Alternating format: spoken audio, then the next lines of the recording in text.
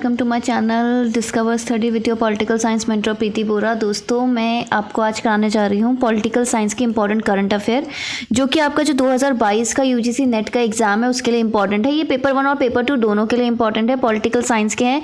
तो पेपर 1 में भी काफ़ी क्वेश्चंस आते हैं, तो जो पेपर 1 वाले हैं वो भी इस वीडियो को ज़रूर देखिए। और इसके साथ साथ मैंने और भी करंट अफेयर कराए हैं, जैसे कि गवर्नमेंट स्कीम हो गया, इंटरनेशनल रिलेशंस हो गया, वो सारे करंट अफेयर चैनल पे उपलब्ध हैं। सो आप सब चैनल में जो प्लेलिस्ट है इंटरनेशनल रिलेशन करंट अफेयर के नाम से उसको, ठीक है, वहाँ पे आप इसको एक्सेस कर सकते हैं। और करंट अफेयर देखो बहुत ही इंपॉर्टेंट होते हैं जब भी आप कोई भी प्रिपरेशन करते हैं कोई भी एग्जाम की, बिकॉज यही एक पार्ट होता है जिसमें आपको बिल्कुल पता नहीं लगता कि क्या क्वेश्चन आएगा, राइट। सो ये डेडिकेटेड सीरीज़ है, एंड जब तक आपका यूजीसी नेट का एग्जाम चलेगा तब तक तो ये सीरीज़ चलनी ही है, ठीक है। सो आपको क्या करना है, जस्ट एक वीडियो को शेयर कर दिया करो, ठीक है, कि बिकॉज अगर आप वीडियो शेयर नहीं करोगे तो यार बनाने की जो मोटिवेशन है वो कहाँ से आएगी, राइट। और वीडियो को लाइक करा करो, और कमेंट सेक्शन में जो भी डाउट होते हैं वो मुझे बताओ, और अगर आपको सेशन अच्छा लगा तो अपने रिव्यू भी तो दो, ठीक है, सो दैट मुझे पता चले। अगर आपको चाहते हो कि कुछ चेंजेस आए, जैसे कि पहले बच्चों ने ही बोला था कि इंटरनेशनल रिलेशन की करंट अफेयर सीरीज कराओ, तब से स्टार्ट हुई, एंड ऐसे करके जो जो आप डिमांड करते हो वही पूरी होती है, राइट। इसका जो इससे पहले वाला लेक्चर था उसमें मैंने ये right to be forgotten, national standard for civil services training institutions, mediation bill, modern tenancy act, ठीक है, उसके अलावा ट्विटर का ग्लोबल ट्रांसपेरेंसी रिपोर्ट, ये सारी चीज़ें ऑलरेडी करा चुकी हूँ, राइट। अब चलते हैं नेक्स्ट हमारे कॉमनवेल्थ गेम में। आपको पता ही है कि हाल ही में हमारे कॉमनवेल्थ गेम हुए हैं। अब उसमें इंडिया का प्रदर्शन कैसा रहा वो हम देख लेते हैं, बिकॉज इससे संबंधित बहुत सारे क्वेश्चन आ सकते हैं, राइट। सो बेसिकली पहली बात तो कॉमनवेल्थ गेम इस बार हुए कहाँ थे, यूके बिर्मिंगम में हुए थे, ठीक है, बिर्मिंगम यूके, उधर वो रखे थे। इंडिया ने बेसिकली कितने मेडल जीते हैं, इंडिया ने 61 मेडल जीते हैं ओवरऑल कॉमनवेल्थ गेम्स की अगर मैं बात करूँ। और इंडिया ने कौन से, मतलब बेस्ट कंट्री, अगर मैं मेडल्स के फॉर्म में देखूं तो इंडिया की पोजीशन क्या है, इंडिया 4th बेस्ट है, ठीक है, इंडिया 4th नंबर पे आई है। और इंडिया ने कितने मेडल जीते हैं 61 में भी अगर मैं बात करूं तो 22 गोल्ड मेडल है, 16 सिल्वर मेडल है और 23 ब्रॉन्ज मेडल हैं आपके पास। और इसमें भी ना एक तरीके से ना एक और क्वेश्चन आता है, वो मेरे दिमाग में आ रहा था तो मैं सोचा आपको बता देती हूँ। गोल्ड मेडल में भी आपको आ जाता है, जैसे कोई खिलाड़ी का नाम देते हैं और सामने ना उसका संबंधित स्पोर्ट्स से देते हैं कि कौन से खिलाड़ी कौन से स्पोर्ट्स से बिलोंग करते हैं, वो सारी चीज़ें आपसे पूछी जा सकती है, राइट। अगर मैं बात करूँ इंडिया का जो 5th बेस्ट है, अगर मैं कि कितने मेडल जीतने की अगर प्रक्रिया के बाद में बात करूँ, मेडल टेबल की बात करूँ तो आपका 4th नंबर पे है, अदरवाइज आपका 5th नंबर पे है इंडिया। एंड सबसे बेस्ट हमारा प्रदर्शन कब हुआ था, जब हमारे इंडिया में कॉमनवेल्थ गेम्स हुई थी दिल्ली में 2010 में। उस समय हमने 101 मेडल जीते थे, ठीक है, 101 मेडल हमने जीते थे। नेक्स्ट आता है आपका इंडियन इंडिपेंडेंस। आपको पता है कि हाल ही में 15 अगस्त आपका पिछले साल हमने इंडिपेंडेंस डे सेलिब्रेट किया था, एंड आपको उस समय हमने हर घर तिरंगा वाला कैंपेन भी में भी पार्टिसिपेट लिया था, ठीक है। आपका आज़ादी का अमृत महोत्सव में भी हमने पार्टिसिपेट किया था, व्हाट्सएप की डीपीज भी चेंज करी थी सब लोगों ने, राइट। सो इससे संबंधित कुछ इंपॉर्टेंट क्वेश्चंस जो आपके पॉलिटिकल साइंस के स्पेशली आ सकते हैं वो मैं बता देती हूँ आपको। फर्स्ट ऑफ ऑल आपसे जो ना ये जो इंडिपेंडेंस हमें मिली थी, इंडियन इंडिपेंडेंस एक्ट जो था आपका 1947 का, वो उसको हम माउंटबेटन प्लान बोलते हैं। माउंटबेटन के पास टाइम था कि यार हम ना, माउंटबेटन को बोला गया था कि 1948 तक आप इंडिपेंडेंस दिला सकते हो, लेकिन उन्होंने को पता चल गया कि यार सिचुएशन अभी इतनी बहुत ज़्यादा ही एक्सट्रीम हो चुकी है, तो इंडिपेंडेंस तो हमें पहले मिल गई थी, ठीक है। 18 जुलाई को हमारा जो था 1947 हमें ब्रिटिश पार्लियामेंट से एक्सेप्टेंस मिल गई थी ये जो एक्ट को। एंड 14 अगस्त को आपको पता है आपका हमारा जब इंडिपेंडेंस हुआ था विद पार्टीशन हुआ था, 14 अगस्त को आपका पाकिस्तान का इंडिपेंडेंस डे आता है, एंड 15 अगस्त को इंडिया का इंडिपेंडेंस डे आता है, राइट। और जिस समय ये 15 अगस्त 1947 को हमारा भारत आज़ाद हुआ था, उस समय भी कुछ ऐसे एरिया थे जो यूरोपियन कंट्रोल में तभी भी थे, जैसे कि फ्रेंच का जो कंट्रोल था पुडुचेरी पे था, और आपको पता ही होगा पुडुचेरी के अलावा पोर्चुगीज़ का भी काफ़ी कंट्रोल था। कौन कौन सी जगह में ये आप मुझे बताएंगे, क्योंकि उससे संबंधित है आपका amendment number 10, amendment number 12, amendment number 13 and 14, ठीक है, ये सब चीज़ें इंपॉर्टेंट है। आप मुझे बताइए ये अमेंडमेंट्स में कौन कौन से जो जगह हैं वो इंडिया को मिली है। और एक बार आप ये क्वेश्चन काफ़ी बार मैच द फॉलोइंग के उसमें भी आ चुका है। अच्छा, पुडुचेरी की बात करें तो पुडुचेरी का कंट्रोल 1 नवंबर को 1954 को इंडिया के पास मिल गया था, राइट। इंग्लिश हिंदी दोनों में है, तो आई होप आपको देखने में सही लग रहा होगा। अगर मैं इंडियन नेशनल फ्लैग की बात करूं तो आपको पता है 3 हॉरिजॉन्टल स्ट्राइप्स हैं, उसमें ये रेड लिख रखा है, बेसिकली ऑरेंज है, ठीक है, ऑरेंज, नारंगी,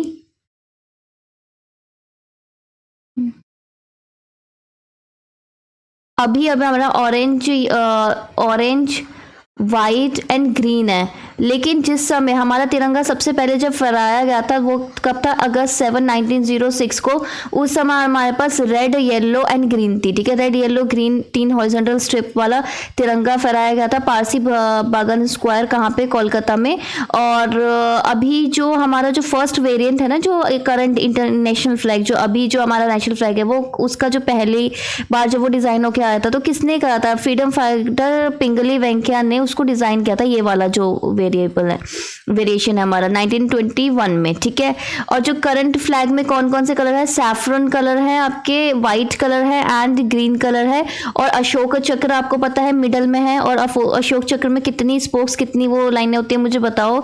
और इसको ऑफिशियली हमने कब अडॉप्ट किया था, 22 जुलाई 1947 को, यानी कि इंडिपेंडेंस से पहले ही हमने इसे एक्सेप्ट कर लिया था, अपना लिया था।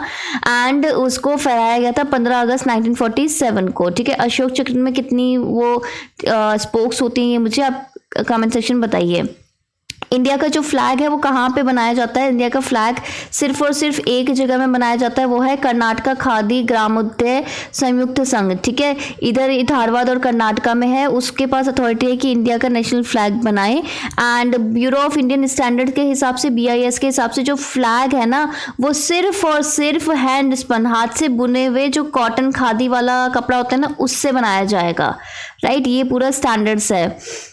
अब नेक्स्ट है कि आपको पता है रामसर साइट्स, आपको पता ही होगा रामसर साइट्स क्या होती है, कि रामसर जो वेटलैंड ऑफ इंटरनेशनल इंपॉर्टेंस की होते हैं ना, उनको रामसर साइट्स में डाल, रामसर साइट्स में बेसिकली वेटलैंड होता है इंपॉर्टेंट नेशनल इंपॉर्टेंस का, जो कि बहुत ज़्यादा इंपॉर्टेंट है हमारे क्लाइमेट के लिए, हमारे चेंज के लिए, हमारे इन्वायरमेंट के लिए एंड उनको प्रोटेक्ट करने के लिए, राइट। तो सबसे पहला क्वेश्चन मेरा आपसे कि जो रामसर साइट वाला जो एग्रीमेंट था वो कौन से साल को हमने साइन किया था। एंड इसमें बेसिकली 11 नई साइट ऐड हो चुकी है इंडिया की साइट से। मैं आपको एक एक करके नाम बता देती हूँ, कभी आप क्वेश्चन आ गया तो। टम्परा लेक है आपकी उड़ीसा में, हीराकुड रिजर्वर आपके उड़ीसा में, अंसुपा लेक आपकी उड़ीसा की, यशवंत सागर आपका मध्य प्रदेश, चितरंगुड़ी आपका बर्ड सेंचुरी तमिलनाडु का, सुचिंद्रम थेरूर वेटलैंड कॉम्प्लेक्स आपका तमिलनाडु का, वुडूवर आपका बर्ड सेंचुरी तमिलनाडु का, कांचीरनकुलम बर्ड सेंचुरी आपका तमिलनाडु में है, थाने क्रीक आपको पता ही होगा महाराष्ट्र में, और हाईगम वेटलैंड कंजर्वेशन रिजर्व्स जो कहाँ पे, जम्मू एंड कश्मीर। और जम्मू एंड कश्मीर से एक और है शालबर्ग वेटलैंड कंजर्वेशन रिजर्व, ठीक है। इस तरीके से स्टेट में मैच करने के लिए भी आपके पास क्वेश्चन आ जाता है। नेक्स्ट है पंचप्रण, ठीक है। पंचप्रण क्या है, बेसिकली जब हमारा इस बार इंडिपेंडेंस डे था उस समय प्राइम मिनिस्टर श्री नरेंद्र मोदी जी ने 88 मिनट की जो स्पीच दी थी उसमें बोला था कि हम 5 प्रण लेते हैं, उसको ही पंचप्रण है। ये मैंने इसलिए बता दिया, कभी आपका बार आपको ऐसे बोल देते हैं व्हाट इज पंचप्रण, और 3-4 ऑप्शन दे देते हैं कि ये स्कीम है वो स्कीम है, ऐसे करके आपको दे देते हैं, आप कंफ्यूज हो जाते हो। सो बेसिकली इनमें उन्होंने बोला था कि स्वच्छता, यानी कि स्वच्छता अभियान, यानी कि क्लीननेस कैंपेन हो गया, वैक्सीनेशन, टीकाकरण, इलेक्ट्रिकल कनेक्शन, बिजली का कनेक्शन, या एलिमिनेशन ऑफ ओपन डेफिकेशन, ठीक है, शौच का उन्मूलन, ठीक है, खुले शौच का उन्मूलन, या फिर आपका यूसेज ऑफ सोलर एनर्जी, सौर ऊर्जा का उपयोग। ये सारे क्या है कि इंडिया का स्टैंडर्ड्स अच्छा बनाने के लिए, बेसिकली पंचप्रण कुछ नहीं है, इंडिया के जो डेवलपमेंट विकास के लिए कुछ उद्देश्य है ना वो है।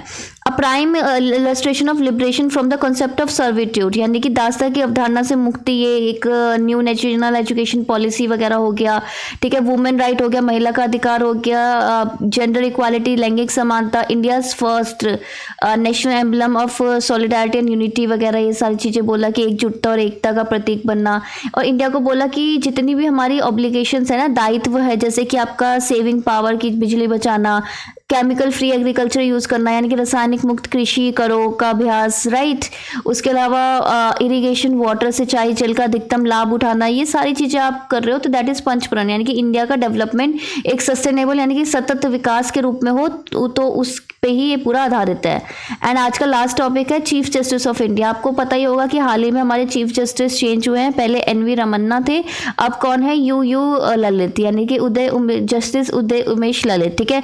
कौन से नंबर के हैं ये ध्यान रखना, 49th chief justice of India है, 27 अगस्त को बन गए थे ये। और 26 अगस्त को इन्होंने देख लिया था, मतलब ऑफिस में आ गए थे, और 27 अगस्त को ये बने थे, ठीक है, आपके यूयू ललित जी। एंड इनका थोड़ा छोटा ही टेन्योर रहेगा, बिकॉज आपको पता ही है कि जो हमारे चीफ जस्टिस होते हैं इंडिया में, पहली बात तो आर्टिकल नंबर 124 आपको बताता है चीफ जस्टिस के बारे में, राइट। आपका सुप्रीम कोर्ट में कितने जजेस वगैरह होंगे, ये सारी चीज़ें कौन अपॉइंट करता है, हमारे चीफ जस्टिस ऑफ इंडिया को याद रखना, प्रेसिडेंट अपॉइंट करते हैं, राइट। उसके बाद क्या होता है, किस प्रक्रिया से होते हैं ये इलेक्ट, आपको पता है कि कोलेजियम सिस्टम चलता है। एनजेक 99th अमेंडमेंट से आया था, बट फिर उसको हटा दिया था 100 अमेंडमेंट से, कि जुडिशरी के जो लोग भी जुडिशरी को कर रहे हैं, ये वो सारी उसमें बात हो रखी थी, लेकिन फिर बाद में हट ही गया था वो, ठीक है। अभी भी कोलेजियम से सिलेक्ट होते हैं, एंड आपके जो प्रेसिडेंट है वो उनको अपॉइंट करते हैं। अच्छा, क्या हम चीफ जस्टिस ऑफ इंडिया या फिर कोई भी जज को हम रिमूव कर सकते हैं? बिल्कुल कर सकते हैं। उसकी प्रक्रिया के लिए एक स्पेशल मेजोरिटी लगती है और कुछ ग्राउंड्स होते हैं। वो ग्राउंड्स आप मुझे कमेंट सेक्शन में लिख के बताओ कि किस आधार पर निकाला जा सकता है और उसमें कितनी मेजोरिटी चाहिए होती है, वो मुझे कमेंट सेक्शन में लिख के बताओ। उसके अलावा अगर मैं बात करूँ, इनका जो टेन्योर होगा वो 8 नवंबर तक का ही होगा, क्योंकि इनका क्या होता है कि 5 कितना ईयर्स होता है ये मुझे बताओ, 5 साल या 6 साल, और इनकी हाईएस्ट एज क्या होती है, 65 ईयर तक ही ये बन पाते हैं। जब सब 65 के अगर क्रॉस हो गए तो फिर चीफ जस्टिस ऑफ इंडिया नहीं बन सकते, ठीक है। तो हार्डली इनका 3 महीने का ही टेन्योर